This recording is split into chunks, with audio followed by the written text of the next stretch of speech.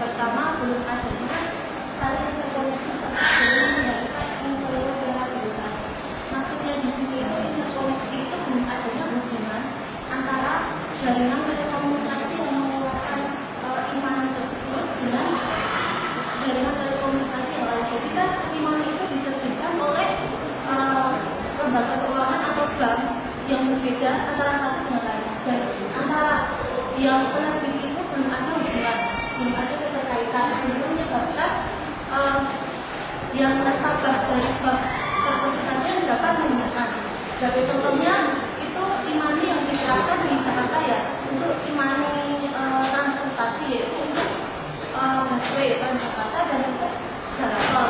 E-money untuk busway itu, busway Transjakarta itu menggunakan e-money yang dikeluarkan oleh Bank DKI Jakarta. Jadi yang bisa menggunakan itu adalah nasabah dari Bank DKI. Kemudian dari untuk e-money untuk jalan tol itu yang menggunakan adalah Bank Mandiri. Jadi salah satu kelemahannya itu yang bisa menggunakan hanyalah nasabah yang mempunyai atau menjadi nasabah di Bank DKI dan Mandiri seperti itu.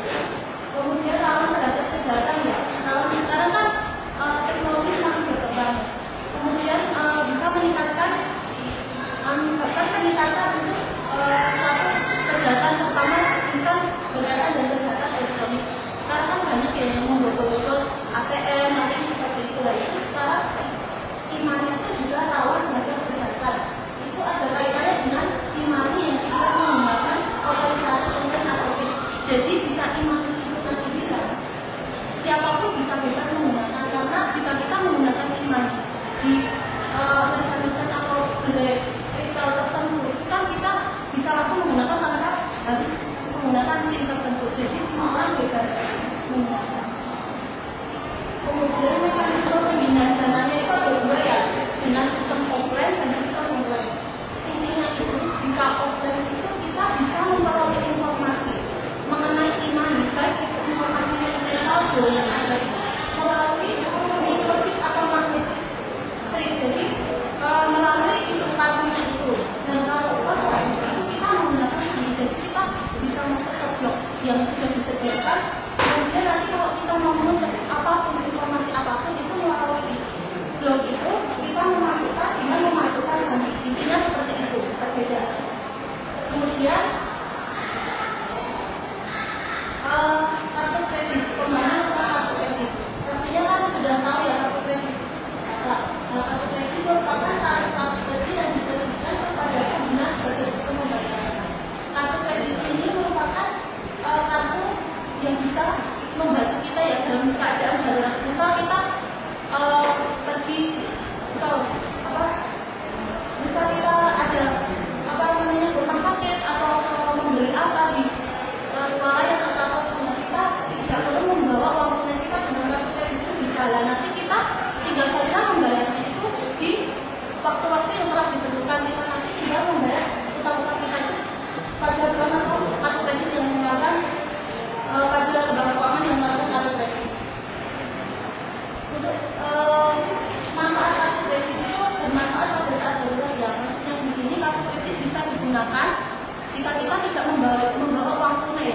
Misal ada saudara kita yang kecelakaan atau misal kita harus ke rumah sakit dan tanpa harus membayar uang tunai, tanpa membawa uang tunai, kita bisa menggunakan kartu kredit seperti itu. Kemudian yang kedua bermanfaat saat harus bertransaksi online. Ini ada kaitannya dengan PayPal ya, sistem PayPal. Jadi kita bertransaksi online itu kan kalau PayPal kita menerbitkan PayPal ada salah satu syaratnya adalah kita harus mempunyai kartu kredit.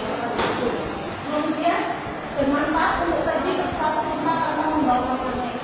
Ini terkait dengan apabila kita liburan ya, liburan ke tempat yang ramai dan tidak harus membawa uang tunai kan keamanan juga ya, kita bisa membawa kartu kredit. Dan kemudian yang terakhir adalah memanfaatkan promosi. Terkadang kan kartu kredit memberikan promosi-promosi. Ya kita bisa menggunakan promosi tersebut untuk misalnya kalau di restoran ya ada promosi tentang promosi kartu kredit dan kita bisa memanfaatkan promosi-promosi tersebut. Kemudian selanjutnya kelebihan-kelebihan yang dijelaskan oleh Anita.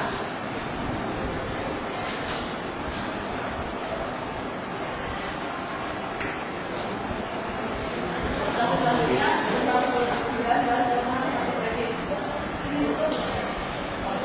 Untuk kelebihan kartu kredit yang pertama adalah kenyamanan. Jadi di sini kartu kredit itu menawarkan pengalaman berbelanja yang bebas repot. Jadi kita tidak usah membawa uang yang sebegitu banyaknya dapat untuk berbelanja. Jadi kita bisa membawa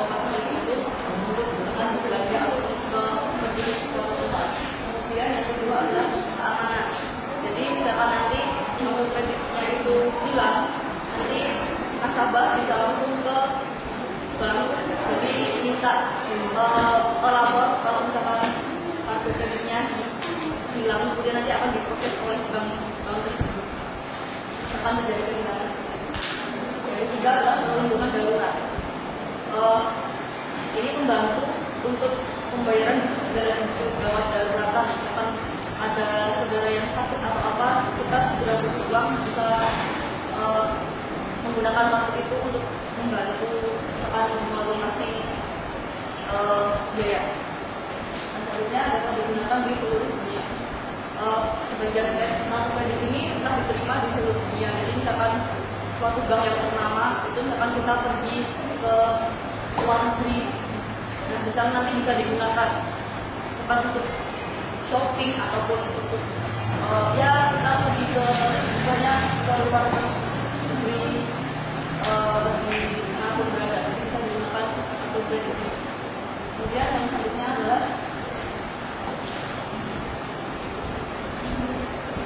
pencatatan transaksi lebih simpel. Kartu kredit memberikan seseorang catatan semua transaksi setiap bulannya, jadi orang tersebut bisa melacak kemana uang yang dibelanjakan itu bisa pergi. Jadi nanti pada akhir bulannya atau setiap periode nasabah tersebut akan mengetahui kemana aja uang selama misalkan 1 bulan ini dia gunakan uang itu, jadi bisa tahu. Kemudian yang ke-6 adalah perlindungan konsumen. Seseorang membeli barang atau jasa dengan kartu kredit, seseorang tersebut bisa memiliki perlindungan jika produk atau jasa tersebut cacat atau tidak memuaskan, karena bank penerbit kartu tersebut melakukan intervensi atas nama seseorang tersebut jika terjadi perselisihan. Yang kedua adalah manfaat tambahan. Banyak kartu kredit ini memberikan manfaat-manfaat lain, misalkan potongan harga, cashback ataupun cicilan 0%, dan itu bisa dinikmati oleh para nasabah dari nasabah pemanggilan tersebut. Selanjutnya adalah fleksibilitas. Misalnya seseorang berada di sebuah pusat perbelanjaan dan melihat barang yang banyak diobral gitu kan, kemudian orang tersebut tidak punya uang pada saat itu. Itu bisa digunakan untuk memanfaatkan momen diskon atau order yang terdapat di pusat perbelanjaan tersebut. Jadi bisa digunakan kartu kredit tersebut untuk memanfaatkan momen-momen itu, diskon ataupun harga. Selanjutnya, pengaturan anggaran lebih mudah. Dengan kartu kredit, seorang bisa merencanakan untuk melakukan pembelian dalam jumlah besar dan membayarkannya kemudian sekaligus atau secara bertahap sesuai dengan kemampuannya. Yang terakhir adalah elemen penting untuk transaksi belanja via surat, telepon, ataupun internet. Kartu kredit ini bisa digunakan juga untuk pembelian tiket pesawat, itu ataupun bisa untuk pemesan kamar hotel. Jadi misalkan pergi ke suatu tempat yang jauh, nah itu bisa digunakan untuk pesan tiket sekaligus. Itu kemudian lanjutnya yang kedua adalah kelemahan. Kelemahan di sini ada dua, bagi bank dan juga bagi nasabah. Bagi bank yaitu saat pemesan pembayaran maka akan sulit untuk ditagih. Mengingat saat kejadian pemanggilan kamar kredit biasanya termasuk dalam mendapat harga. Nah ini nanti nasabah itu kalau misalkan susah untuk pembayaran kreditnya, maka nanti yang ketiga adalah bank. Makanya harus dari awal harus diketahui kejadiannya seperti apa, kemudian kemampuan nasabah itu untuk membayar ataupun pendapatan dari nasabah itu juga harus diperhatikan. Kemudian yang kedua, kemudian dari nasabah. Biasanya nasabah agak boros saat berbelanja karena kartu kredit kan kita nggak tahu ya, misalkan wah ada diskon dibeli, di sana juga ada diskon dibeli, ada itu nasabah itu hilang untuk belanja. Jadi kalau apalagi yang wanita itu kan kalau udah ada diskon biasanya agak tertarik untuk bisa membeli itu. Nah makanya untuk nasabah harus hati-hati saat ada selama obral itu, kita juga harus kita beli, kita juga harus tahu. Jadi tidak serta-merta kalau ada sesuatu yang murah kita beli dengan kartu kredit. Kalau seperti itu nanti tidak terkontrol dan bisa saja overlimited. Selanjutnya kita sudah kelemahan sama kelebihan. Lanjut untuk ya, 3 prosedur dan memberikan kartu kredit. Dari segi pemegang kartu kredit satu data pribadi. Nah, nanti saat prosedur permohonan kartu kredit tersebut ada beberapa tahapan yang harus dilalui oleh nasabah. Jadi nanti persyaratannya ada data pribadi ya, nanti bisa mencakup nama, itu kemudian identitas, KTP, SIM, paspor dan lain-lain, alamat, itu data pribadi nasabah tersebut yang mau menerbitkan kartu kredit. Kemudian data pekerjaan, misalkan nasabah itu bekerja di perusahaan mana, kemudian nasabah itu bekerjanya swasta ataupun wira swasta, nanti ditulis seperti mengisi form biasa. Kemudian data penghasilan dan referensi Pak. Data penghasilan nanti pendapatan dari nasabah itu berapa, karena itu juga akan mempengaruhi nanti untuk nasabah itu bisa membayar tagihan dari kartu kreditnya, itu akan mempengaruhi juga nanti. Kemudian data pendukung lainnya. Ini data-data misalkan misalkan nasabah itu sudah berkeluarga atau masih single gitu, atau masih mahasiswa, ya, like dan lain sebagainya. Kemudian data kartu tambahan. Jadi nanti nasabah itu apakah punya tanggungan dari kartu kredit lain ataupun punya tanggungan dari kartu kredit lain juga harus diisikan di dalam formulir persyaratan pengajuan. Kemudian yang terakhir persyaratan pemohon. Jadi nanti di bawah itu ada apakah data yang diisikan ini benar atau tidak. Nah, itu nanti akan dicantumkan di sini. Yang selanjutnya adalah B dari segi penerbit. Nah, nanti di situ penerbit ataupun pihak bank akan memeriksa keaslian KTP dari nasabahnya. Kemudian cross checking kepada penduduk lain apabila pemohon mempunyai kartu kredit lain, seperti yang sudah saya jelaskan, dia mempunyai kartu tambahan atau tidak. Itu kemudian yang ketiga, meneliti dalam daftar bank Indonesia atau asosiasi kartu kredit Indonesia. Yang keempat, bila diperlukan penerbit akan melakukan penelitian lapangan. Yang terakhir, meneliti data rekening dan keterangan gaji yang ada untuk menetapkan apakah pemohon layak diberikan kartu kredit atau tidak. Jadi nanti bank akan memberikan seperti itu, atau nanti bisa diterbitkan kartu kredit bagi nasabah yang mengajukan. Yang ketiga adalah pemahaman mengenai kartu debit yang akan disampaikan oleh dari Windows.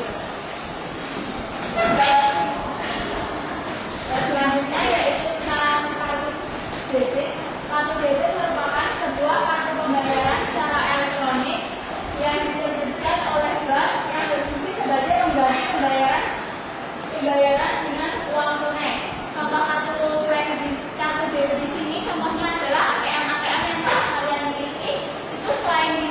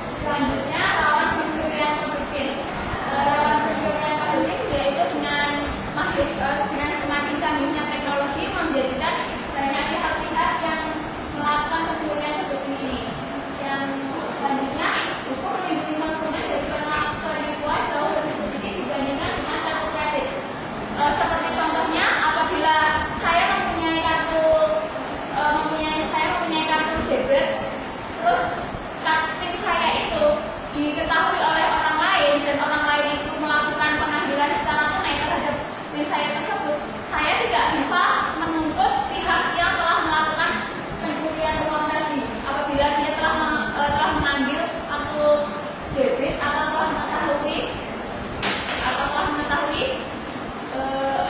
kok PIN-nya tadi. Ini berbeda dengan kasus-kasus yang ada di kartu kredit. Kalau di kartu kredit itu apabila yang bersangkutan telah melakukan pembayaran atau berlebih, pihak bank bisa menuntut atau pihak online bisa menuntut. Tapi di kartu debit itu perlindungannya lebih sedikit karena kasus-kasus yang terjadi juga lebih sedikit. Selanjutnya, bila transaksi dilakukan dengan menggunakan kartu kredit, uang dapat dibelanjakan dan kartu itu gratis. Karena itu, kamu memiliki kepentingan dalam mengklaim uangnya mana ada penipuan atau sengketa. Kalau bila terjadi penipuan, sebenarnya nasabah itu tidak mengambil uangnya, tapi pihak bank kan setelah mengeluarkan itu akan menjadi kerugian bagi nasabah itu sendiri. Next. Selanjutnya pemahaman tentang paper akan disampaikan oleh Eni.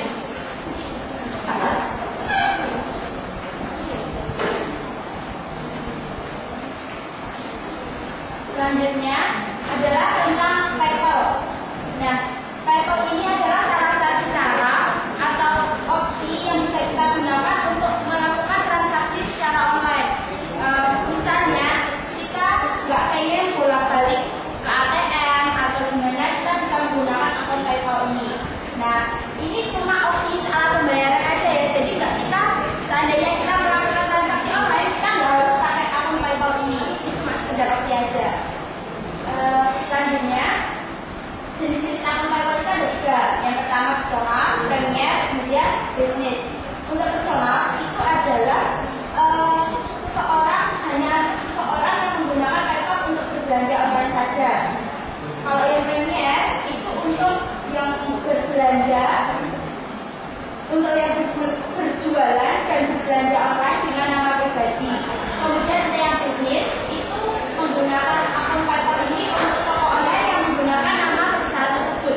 Jadinya kalau personal itu kita cuma yang belanja-belanja aja. Kemudian untuk premier itu untuk atas nama diri kita sendiri, kita bisa jualan tapi pakai akun kita, pembayarannya pakai nama kita, kemudian kita juga beli pakai nama kita. Kemudian kalau yang bisnis itu atas nama perusahaan kita, bukan atas nama kita. Nah, selanjutnya ini adalah cara mendaftar PayPal ini. Salah satu yang harus kita punya saat kita mendaftar PayPal ini adalah kartu kredit. Nah, dengan kita punya kartu kredit, kita baru bisa mendaftar akun PayPal ini. Yang pertama, nah kita kebetulan ini saya nemu web, di situ ada kayak affiliate kayak gitu, mengarahnya ke web itu paypal.com/id dan seterusnya itu. Sebenarnya ada untuk paypal.com, tapi itu pakai bahasa Inggris jadi kurang bisa mengerti. Jadi saya pakai yang itu aja. Selanjutnya pilih akun PayPal-nya. Ini step-stepnya aja. Isi formulir step-step biasa. Dan ya, ini yang untuk mendaftar akun PayPal itu kita pakai nomor kayak jenis nomor rekening yang buat kartu kredit itu loh. Itu untuk mendaftar yang pertamanya. Selanjutnya ini. Nah, ini sebenarnya kita bisa nggak pakai kartu kredit, tapi maksudnya kayak gini. Kita tetap punya akun kartu kredit, kemudian kita daftarnya VCC, istilahnya itu virtual credit card. Itu pengganti pengganti kartu kredit, tapi itu cuma dalam bentuk database aja, nggak berbentuk kartu plastik kayak kartu kredit. Itu cuma biar kita nggak pakai nomor atau PIN yang ada dalam kartu kredit dalam pembayaran, dalam pendaftaran PayPal ini, kayak gitu. Tapi secara umumnya tetap kita harus punya kartu kredit. Terus selanjutnya itu untuk mengaktifkannya, alamat email, konfirmnya nanti juga itu lewat email semuanya. Terus selanjutnya untuk mudahnya ada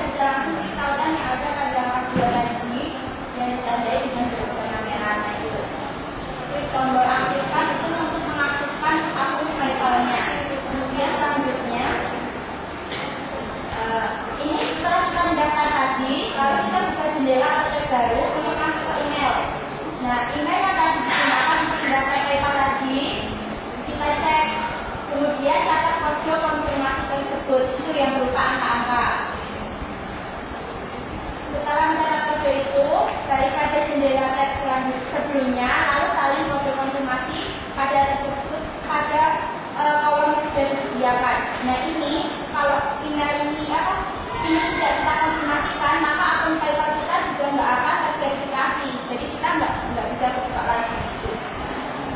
Setelah memasukkan kode konfirmasi, selanjutnya ada diminta untuk membuat pertanyaan keamanan kayak yang buat waktu kita awal buat email kayak gitu. Jadi ada pertanyaan untuk nanti suatu saat kita diingatkan atau untuk menjaga semacam keamanannya kayak gitu. Selanjutnya dan selesai cuma kayak gitu aja, kita udah punya akun PayPal dan kita udah bisa bertransaksi secara online. Untuk selanjutnya yang kelebihan dan kelemahan tentang akun PayPal akan dijelaskan oleh aku.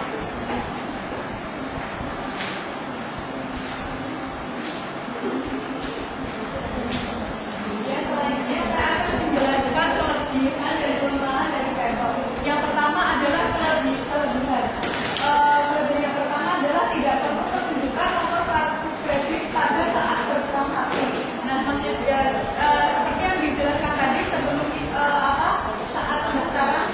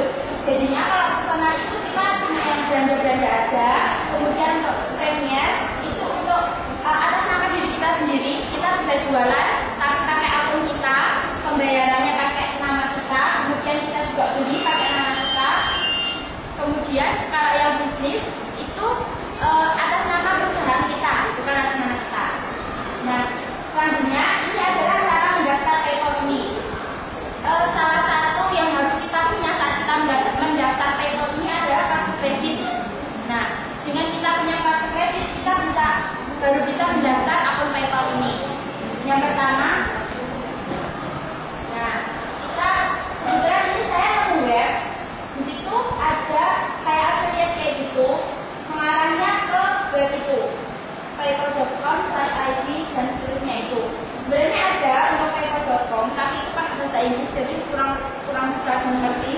Jadi saya pakai yang itu aja. Selanjutnya pilih akun PayPal-nya. Ini step-stepnya aja. Isi formulir seperti biasa. Dan oh ya, ini yang mendaftar akun PayPal itu kita pakai nomor kayak jenis nomor rekening yang buat kartu kredit itu loh. Itu untuk mendaftar yang pertamanya. Gitu. Selanjutnya ini. Nah, ini sebenarnya kita bisa nggak pakai kartu kredit, tapi maksudnya kayak gini. Kita tetap punya akun kartu kredit, kemudian kita daftarnya VCC, istilahnya itu virtual credit card. Itu pengganti pengganti kartu kredit, tapi itu cuma dalam bentuk database aja, nggak berbentuk kartu plastik kayak kartu kredit. Itu cuma biar kita nggak pakai nomor atau PIN yang ada dalam kartu kredit dalam pembayaran, dalam pendaftaran PayPal ini, kayak gitu. Tapi secara umumnya tetap kita harus punya kartu kredit. Terus selanjutnya itu untuk mengaktifkannya, alamat email, konfirmnya nanti juga itu lewat email semuanya. Terus selanjutnya untuk mudahnya Anda bisa langsung klik tautan yang ada pada halaman 2 tadi yang ditandai dengan garis merah itu. Klik tombol aktifkan itu untuk mengaktifkan akun PayPal-nya. Kemudian selanjutnya ini setelah kita mendaftar tadi, lalu kita buka jendela atau tab baru untuk masuk ke email. Nah, email yang tadi digunakan untuk mendaftar PayPal tadi kita cek, kemudian catat kode konfirmasi tersebut itu yang berupa angka-angka. Setelah mencatat kode itu, balik pada jendela tab sebelumnya, lalu salin kode konfirmasi pada tersebut pada kolom yang sudah disediakan. Nah, ini kalau email ini tidak kita konfirmasikan, maka akun PayPal kita juga nggak akan terverifikasi. Jadi kita nggak bisa buka lagi. Setelah memasukkan kode konfirmasi, selanjutnya Anda diminta untuk membuat pertanyaan keamanan kayak yang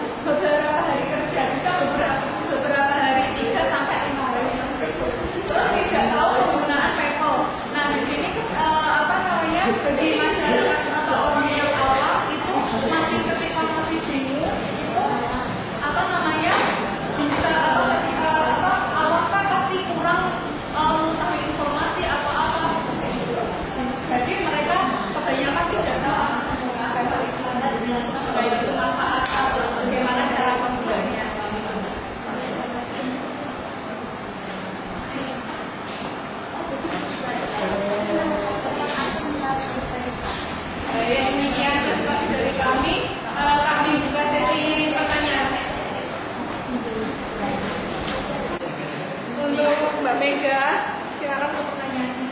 Saya Mega Tiara Kusuma, NIM 174101112. Saya sebenarnya agak bingung ya sama PayPal itu seperti apa. Saya mau nanya, kan PayPal itu tadi kan harus ada isinya kan sejumlah uangnya untuk melakukan pembayaran, pembayaran online. Nah itu tuh rekeningnya itu apakah untuk mengisi rekening itu tuh kita itu harus menabung atau mengisinya ke bank, ataupun PayPal itu sendiri itu nanti rekeningnya itu bisa diambil dari kartu kredit yang kita punya, seperti itu. Terus ini di buku itu dijelaskan bahwa pengguna PayPal di Indonesia itu masih harus menggunakan hitungan US dollar karena rupiah belum ada di PayPal. Nah itu kalau misalkan kita gunakan PayPal untuk misalkan di dalam Indonesia itu apakah nggak ribet dan gimana solusinya? Soalnya kan masih menggunakan dollar. Terima kasih.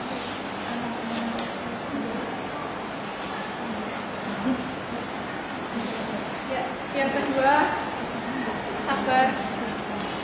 Nama saya Saruno, NIM 1741016. Pertanyaan yang tadi kelebihan dari kartu kredit itu kan bisa dipakai di seluruh dunia. Menurut setahu saya itu memang ada bank lokal yang sudah jaringannya sudah internasional. Tapi untuk bank-bank tertentu mungkin dia itu mengeluarkan kartu kredit, tapi mungkin belum bisa pakai di luar negeri. Pertanyaannya itu, jadi bank lokal Indonesia itu yang sudah bisa dipakai di luar negeri apa aja? Mungkin ada bank yang secara internasional itu apa yang bisa? Yang terakhir adalah Ya, saya tempat pasien itu sudah berjumpa 130. Nah, di sini tadi sesuai dari penjelasan dari kelompok 3 di mana menjelaskan mengenai tadi kan kartu kredit dan lain sebagainya ya. Sedangkan kartu kredit sendiri itu digunakan secara langsung gitu, bukan secara online ya kan? Nah, jadi tuh saya tidak menyalahkan mengenai penjelasannya, tetapi menurut kelompok Anda itu pembayaran seperti apakah yang paling maksimal diterapkan di Indonesia seperti itu, hampir sama dengan Sabar. Nah, kalau dari kelompok kami kemarin ketika kita membuat makalah, kita itu membahas tentang rekening bersama, di mana pembayarannya itu kita yang mau beli itu bayar dulu ke yang pihak ketiga, di mana nanti kalau barangnya sudah sampai ke pembeli, baru nanti pihak ketiganya memberikan ke penjualnya seperti itu. Nah, menurut Anda itu yang paling baik di antara semua yang Anda jelaskan itu apa? Yang untuk diterapkan di Indonesia. ya, terima kasih. Kami minta waktu untuk berdiskusi. Saya akan menjawab pertanyaannya Mas Sabar terkait tadi gimana untuk pembayaran ke kartu kredit ke luar negeri di Indonesia. Semua itu lokal apa yang bisa digunakan ke luar negeri. Yang pertama, setahu saya itu selama di kartu kredit itu ada visa, itu bisa digunakan ke luar negeri. Ada visanya itu bisa digunakan ke luar negeri, mau banknya itu apapun. Dan untuk penerbitan kartu kredit itu pasti mereka sudah punya kalau yang mengeluarkan itu pasti sudah punya ini visanya itu, sudah punya visa itu. Kalau untuk bank yang luar negeri kalau bisa ada terus bank lokal yang dia bisa untuk transaksi ke luar negeri nanti bisa seperti itu. Mungkin dari teman-teman ada yang lebih tahu atau ada feedback dari Mas Sabar.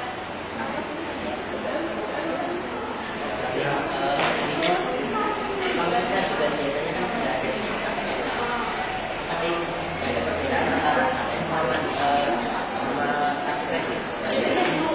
Iya, biasanya bedanya itu ada. Biasanya intinya kalau ada bisa, kalau dari kartu kredit bisa. Terus kan biasanya ada IMF Visa, biasanya ada Mastercard.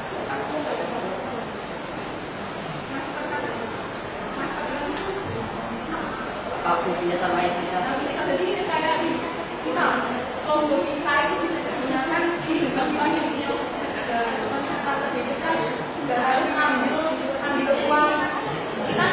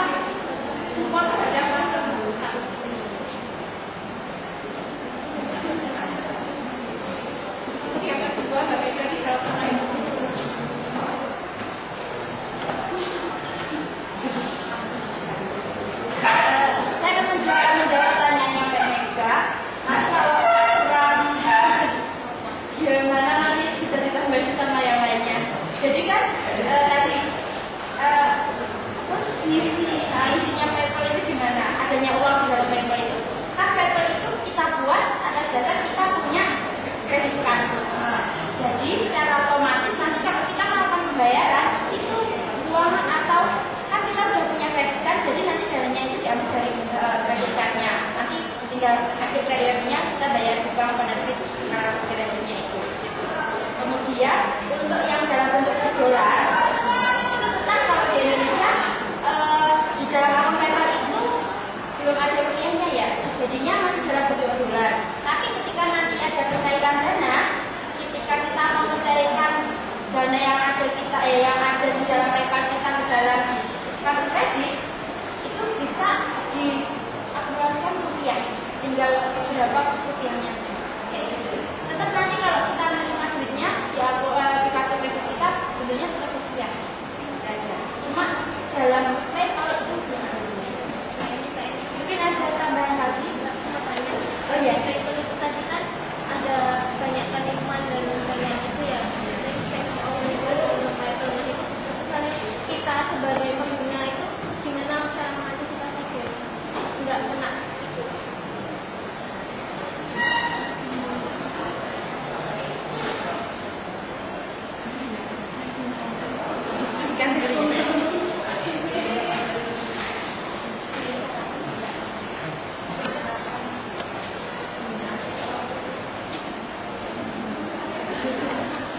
Jadi gini, kan kita waktu buat akun PayPal kita kan pakai credit card. Nah, di credit card itu kan udah ada biodata kita, udah ada database-nya kayak gitu. Sedangkan pas buat akun PayPal-nya ada jaminan juga kan, kayak jenis nomor rekening kayak gitu loh, PIN-nya itu dari kartu kredit. Nah kayak gitu. Jadinya semua data diri kita udah ada di situ.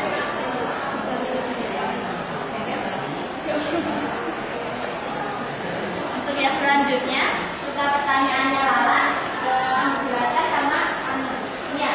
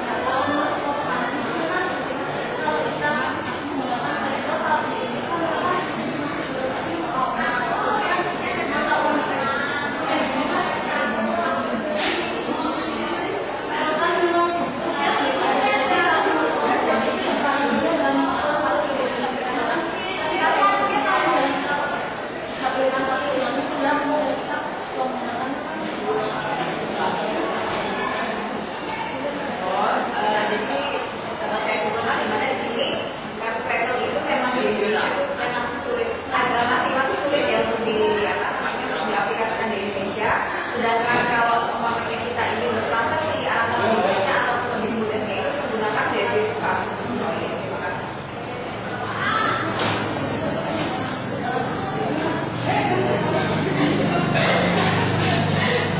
Ya, terima kasih demikian presentasi dari kelompok kami. Yang mohon maaf sudah ada yang salah dari kelompok kami. Sekian, Assalamualaikum warahmatullahi wabarakatuh. Waalaikumsalam warahmatullahi wabarakatuh.